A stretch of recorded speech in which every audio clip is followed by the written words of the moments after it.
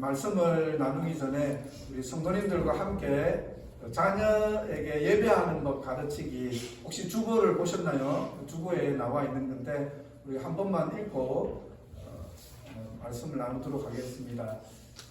아이들에게 하나님을 예배하는 법을 가르치기를 권면합니다. 그래서 아래의 지침을 참고해 주십시오.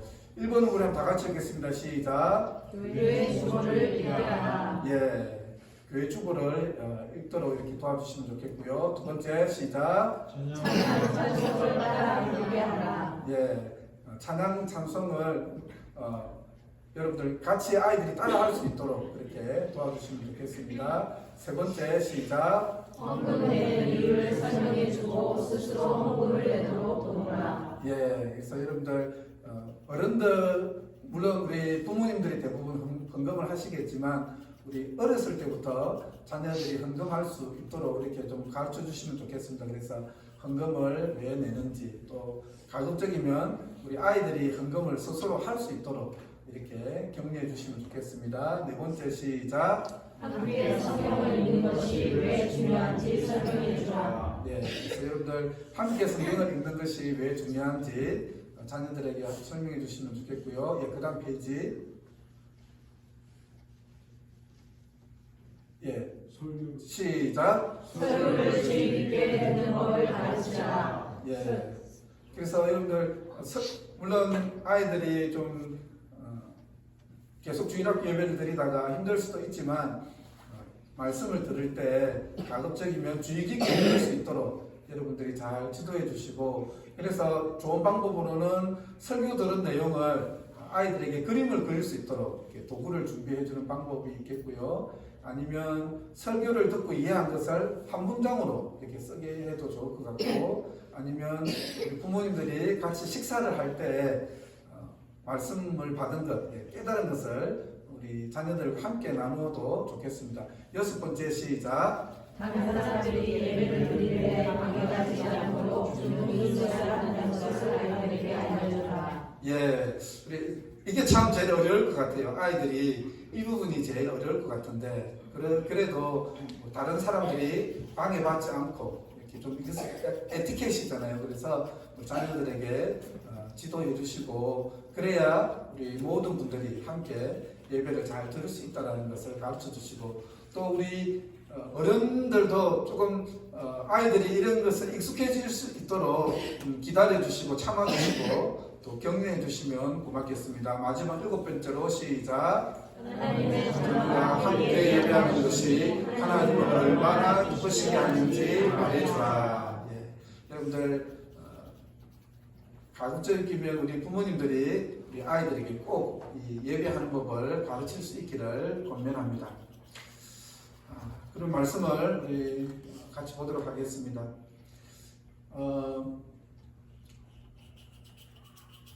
지난 주에 저희가 사무총회를 했지요. 그래서 은혜 가운데 잘 마쳤습니다. 저희 사무총회를 하면서 여러 가지 많은 내용들을 나누었는데 그 중에서 새 비전, 2024년 비전을 나누었습니다. 여러분들 2024년 새 비전이 혹시 뭔지 아십니까? 한번 따라해 보실까요? 참된 예배자. 참된 예배자. 예, 참된 예배자가 되는 것이 우리 2024년의 비전입니다. 그래서 우리가 회복해야 될 많은 것들이 있지만 가장 기본적인 것, 참된 예배자로 회복될 수 있기를 간절히 기도합니다. 우리가 그런 것 같아요.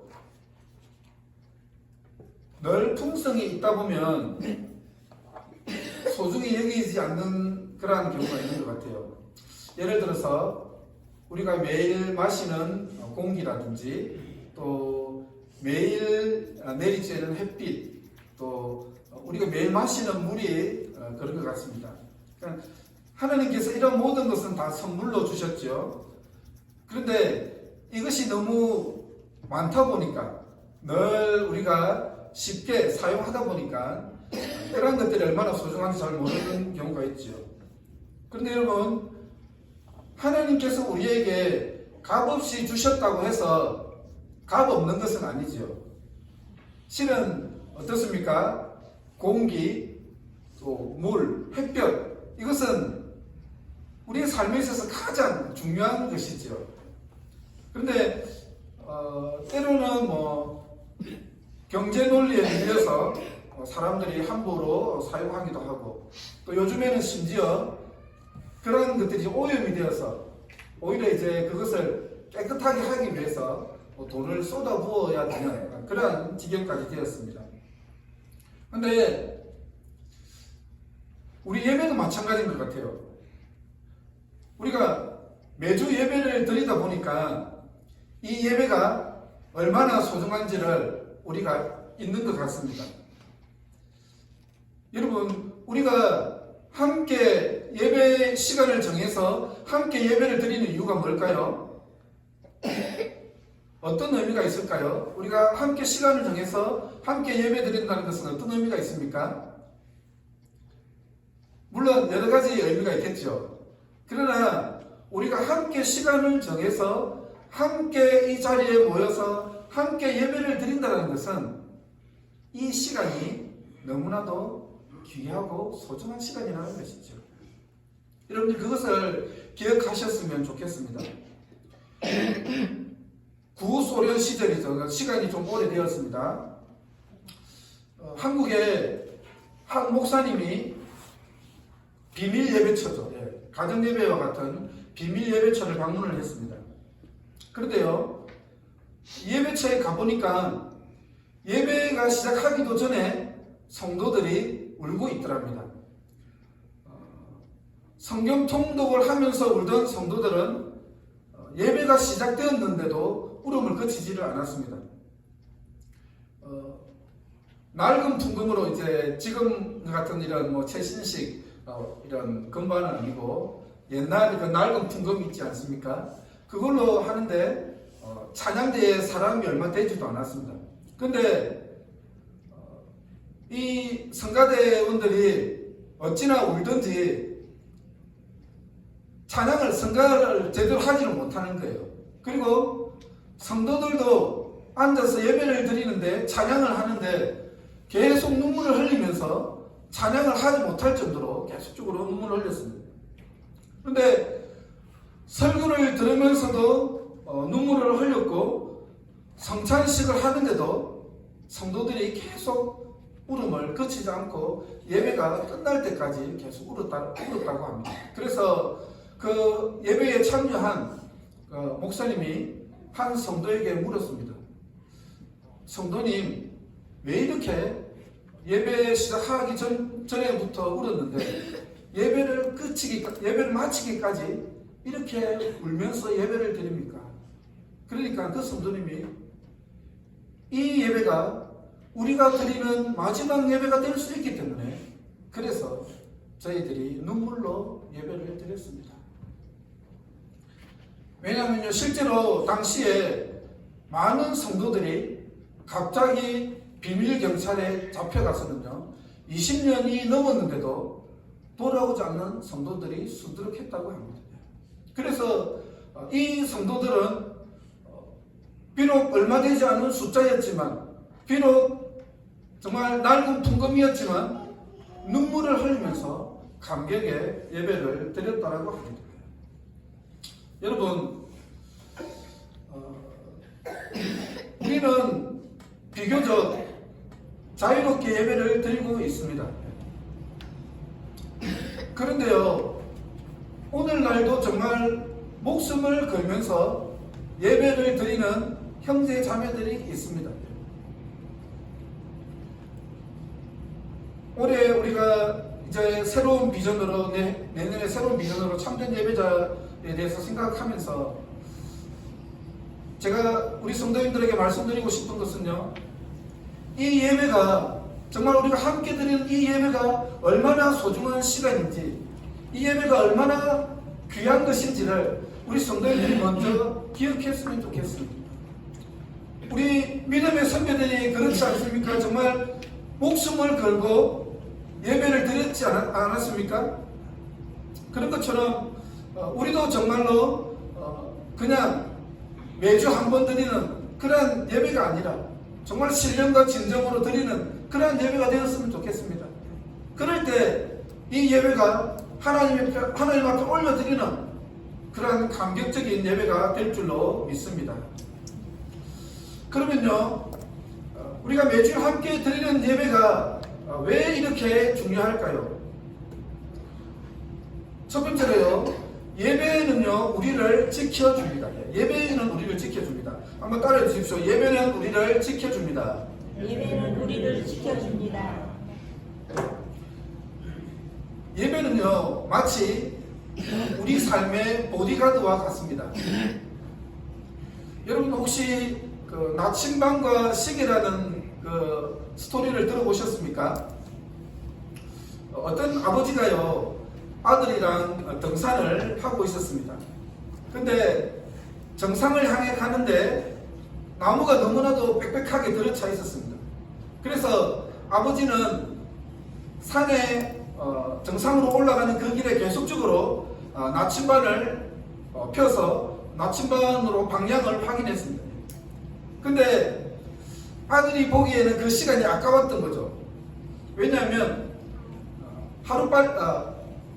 해가 지기 전에 정상에 도착해야 되기 때문에 아들이 볼 때는 이 아버지가 나침반을 보는 이 시간이 너무 아까웠습니다. 그래서 아버지를 재촉했습니다.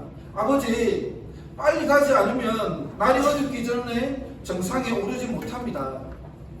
그래서 산속에 깊이 들어갈수록 나무 때문에 방향이 보이지 않았습니다. 그런데 이제 불안한 마음에서 아들은 더 이상 아버지를 재촉할 수 없었죠. 결국 늦은 것 같았지만 나침반을 보며 아버지와 아들은 정상에 오를 수 있었습니다. 그리고 정상에 오른 아버지는 아들에게 나침반을 주며 이렇게 말했습니다. 얘야, 시간보다 중요한 것은 방향이란다. 방향을 잘못 잡으면 산 속에서 헤매다가 죽을 수도 있어. 이제 아들이 아버지에게 시계를 풀어주며 이렇게 말했습니다. 아버지, 제가 스스로 방향을 가늠할 수 있을 때까지 이 시계를 보관해 주십시오. 여러분, 예배란 뭐라 할까요? 아들이 아버지에게 시계를 풀어주는 그런 시간이 아닐까, 저는 그런 생각이 듭니다. 오늘날 참 우리 성도님들이 많이 바쁩니다. 어떤 분은 투잡을 뛰기도 하고 또 어떤 분은 심지어 뜨리잡을 뛰기도 합니다. 어쩌면 그런 생각을 할 수도 있을 것 같아요. 투잡, 뜨리잡 이렇게 바빠 죽겠는데 꼭 이렇게 주일날 모여서 예배를 드려야 될까, 그렇게 생각하는 분도 있을 것 같습니다. 저는 오히려 이런 분들에게 그렇게 말씀드리고 싶습니다. 정신없이 바쁘기 때문에 시간을 내어서 반드시 예배를 드려야 합니다. 왜 그렇습니까? 우리가 어디로 가고 있는지 알아야 될 거 아닙니까? 우리가 어디로 가고 있는지 하나님께 물어야 되지 않습니까? 그리고 이 예배에 나와서 하나님의 인도함을 받아야 되기 때문이죠. 여러분, 이 주일 예배는요, 우리가 영적으로 충전하는 시간입니다. 얼마 전에 우리 이승환 목사님도 알고 계시는데, 제 차를 이제 시동을 거는데 차가 반응이 없었습니다. 지금 타고 있는 이 하얀 차 말고 그 옛날 차 있죠. 그 시에나 밴드. 시동을 걸었는데 아무 반응이 없어요. 알고 보니까 이제 배터리가 방전이 되었습니다. 그래서 제 옆에 있는 차를 이제 끌어다가 그 케이블을 연결을 해서 이제 점프를 했습니다. 그래서 충전을 해서 다시 시동을 이제 켜니까 이제 시동이 걸렸습니다. 그리고 이제 차를 이제 충전을 시키기 위해서 그 세미나리 주변을 좀 몇 바퀴 돌았습니다. 그리고 또 차를 충전을 해야 돼가지고 아이들 픽업하는데 새 차, 하얀 차를 가지고 가지 않고 그 시에나 그 벤을 일부러 충전을 하기 위해서 그 차를 이제 몰고 갔습니다. 근데 다행히 학교까지는 그 차가 잘 갔어요. 학교까지는 잘 갔어요. 아이들을 태워서 집으로 이제 들어오려고, 세미나리에 들어오려고 하는데 차가 이상한 거예요. 그때 이제 은수도 타고 있었는데 차가 방전이 되었는지 차가 안 가려고 해요. 근데 겨우 제가 이제 엑셀을 겨우 밟아가지고 겨우 차를 몰아서 집에까지 이렇게 집에 주차를 했습니다. 근데 여러분, 그 차를 이제 뚜껑을 딱 열어보니까 어떤 문제가 있었느냐 하면요, 그 배터리를 충전하는 얼터네이터라는 게 있습니다. 제너레이터. 근데 그것이 고장이 난 거예요. 그러니까 이 차에는 보면요, 작은 발전기가 있습니다. 그래서 차가 돌아갈 때 이 발전기가 돌아가면서 다시 배터리에 충전을 시키거든요. 근데 이제 이 올터네이터라는 제너레이터 발전기가 고장이 난 겁니다. 그래서 차가 돌아가면 배터리가 충전이 돼야 되는데 배터리가 충전이 안 되고 더 이상 충전이 안 돼서 차가 돌아가지 않았던 것이죠. 우리의 신앙도 마찬가지인 것 같아요, 여러분. 배터리가 다시 충전돼야 차가 가는 것처럼 우리의 신앙도요, 영적으로 충전이 되어야 합니다. 우리가 충전이 안 되고 계속 배터리를 사용하면 어떻게 될까요? 배터리가 방전되죠. 우리가 더 이상 그리스도인의 삶을 살 수가 없습니다. 여러분, 이 예배는요, 영적 충전 장치입니다. 이 예배는 영적 알터네이터, 영적 발전기, 영적 제너레이터입니다. 우리가 예배를 통해서 영혼의 배터리가 충전되는 것이죠. 여러분들이 예배에 오셔서 하나님을 만나면 어떻게 됩니까? 우리의 영혼이 충전되죠. 여러분들이 예배에 오셔서 지체들을 만나면 어떻게 됩니까? 충전이 됩니다. 힘이 나지 않습니까? 경제가 나지 않습니까? 옆에 분 한번 보시고 당신을 만나서 힘이 납니다. 이렇게 한번 해보시겠습니까?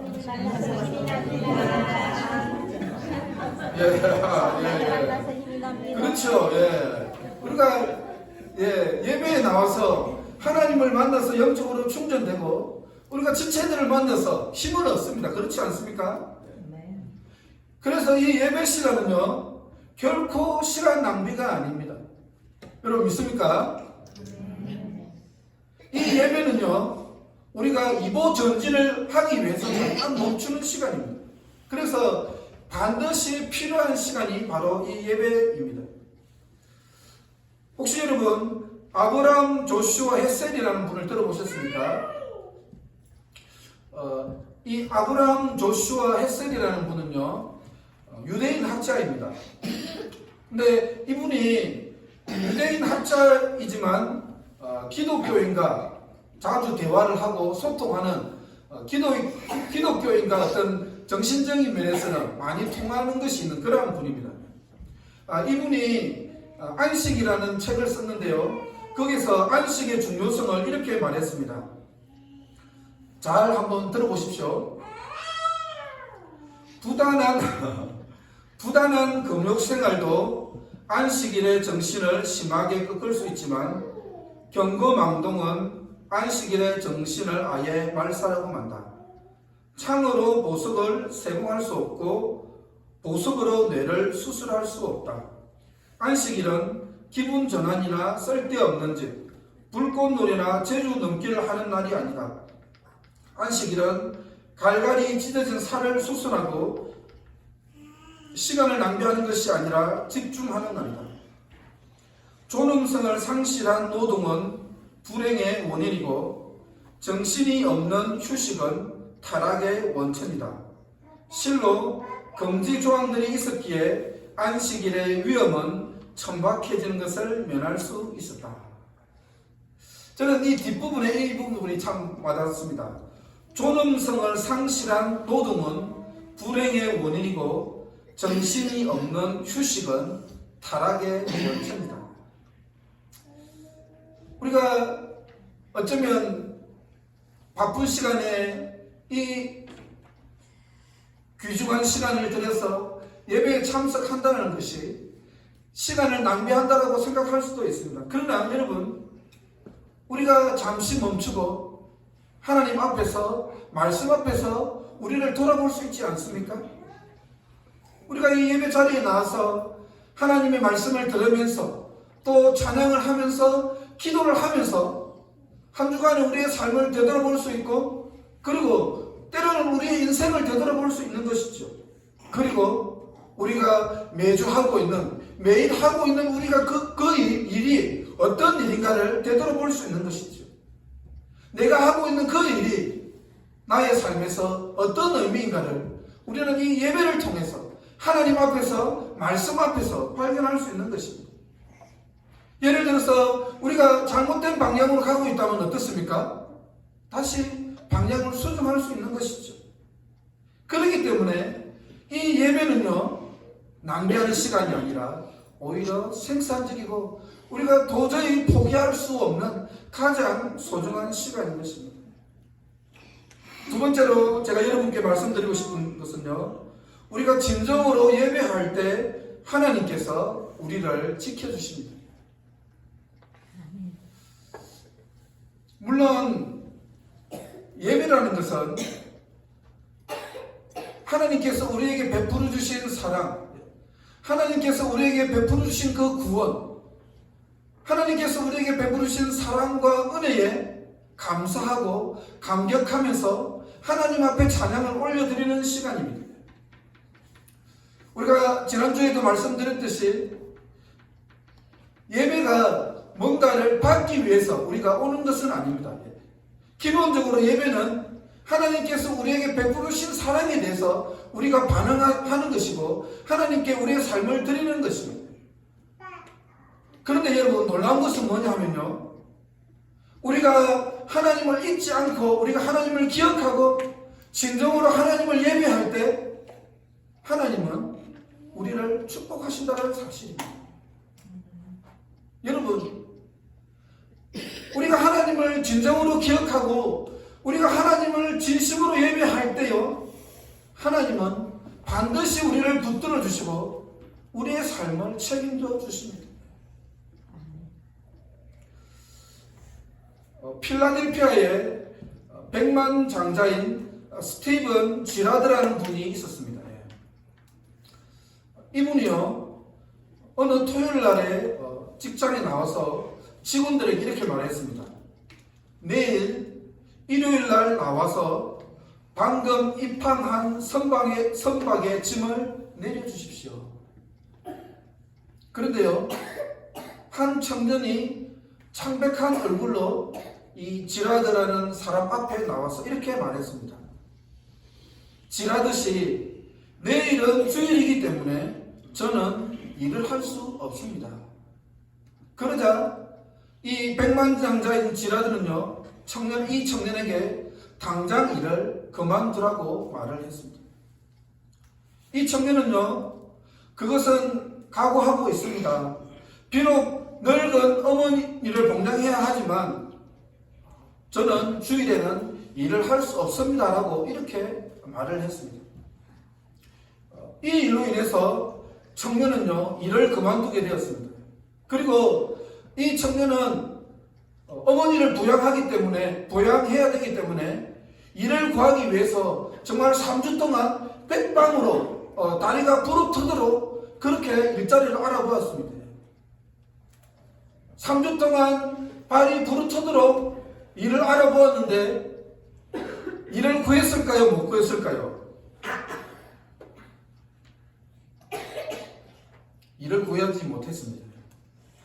그런데 어느 날 필라델피아의 은행 총재가 이 지라드 씨에게 연락을 해왔습니다. 새로운 은행을 오픈하는데 좋은 사람이 있으면 소개해 주십시오. 곰곰이 생각한 지라드 씨는 해고한 청년을 추천해 줬습니다.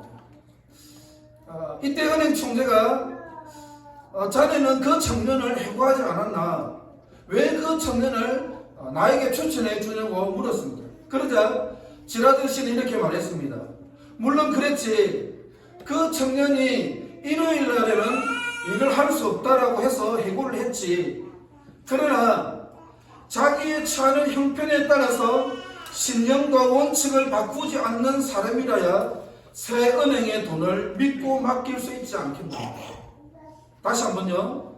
자기의 처하는 형편에 따라서 신념의 원칙을 바꾸지 않는 사람이라야 새 은행의 돈을 믿고 맡길 수 있지 않겠나. 이 청년은요, 그 백만장자인 지라드의 추천으로 은행에서 일을 하게 되었습니다. 전에 직장보다 훨씬 좋은 환경에서 새 자리에 좋은 근무 환경에서 일을 하게 된 것이죠.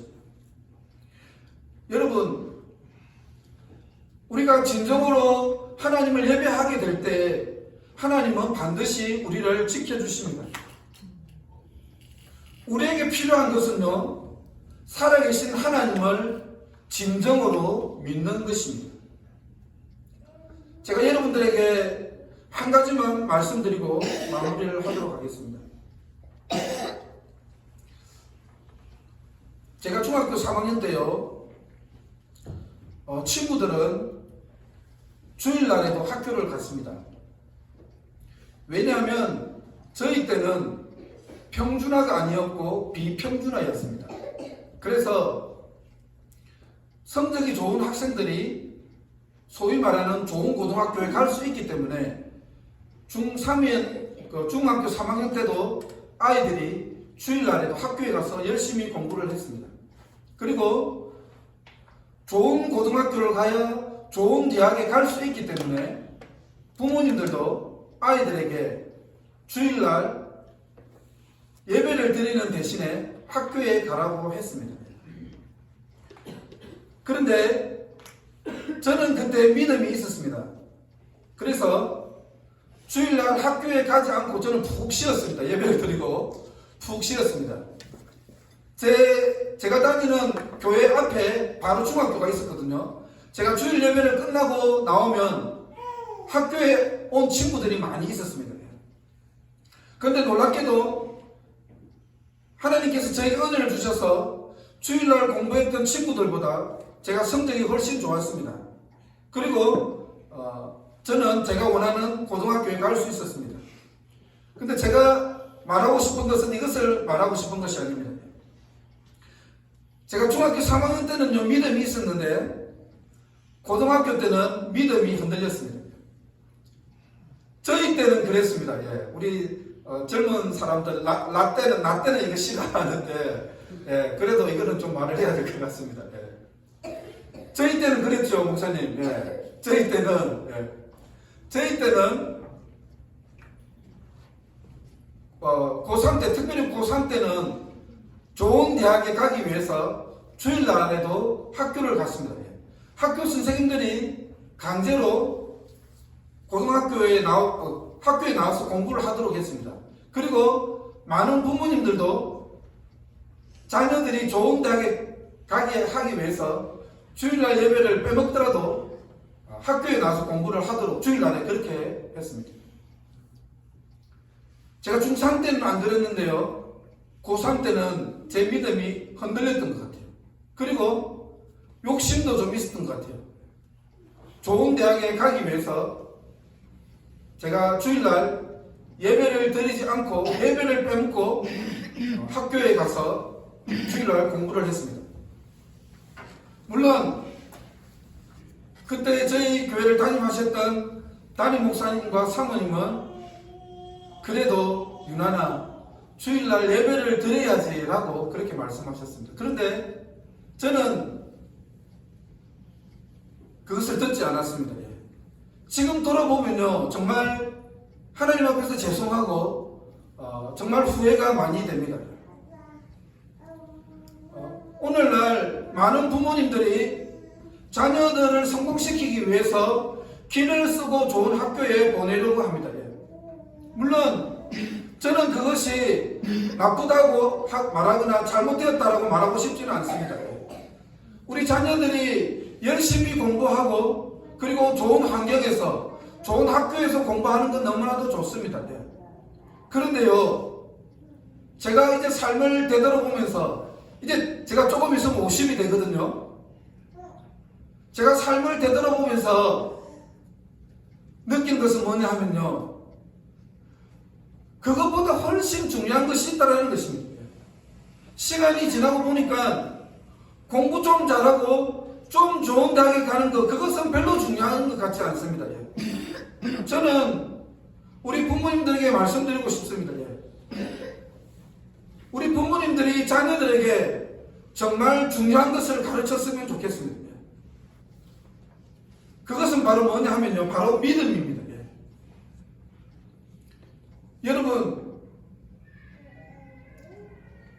우리 자녀들에게 믿음이 있어야 합니다. 자녀들이 믿음이 있어야 세상에서 흔들리지 않습니다. 믿음이 있어야 하나님 안에서 자신이 누구인지를 깨닫게 되고 그 정체성을 깨닫게 됩니다. 그리고 믿음이 있어야 그 하나님의 자녀라는 정체성으로 인해서 흔들리지 않습니다. 그래서 저는 우리 부모님들에게 부탁드리고 싶습니다. 우리 자녀들에게 신앙의 유산을 물려주십시오. 아무리 바빠도 주일 예배는 꼭 들을 수 있도록 여러분의 자녀들을 가르쳤으면 좋겠습니다. 그러기 위해서는요, 우리 부모님들이 모범을 보여주셔야 합니다.